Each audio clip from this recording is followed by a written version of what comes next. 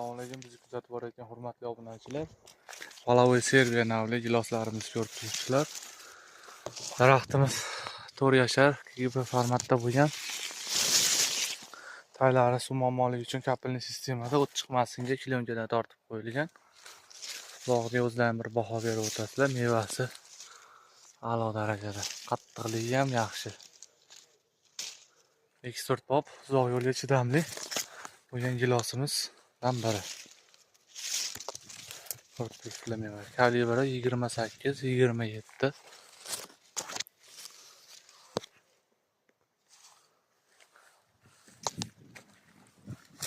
Bu taraflarda ham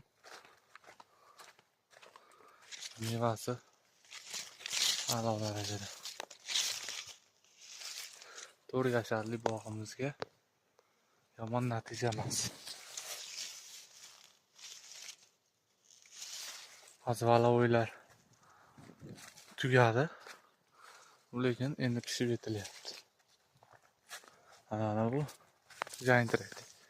Endi meva tugadi.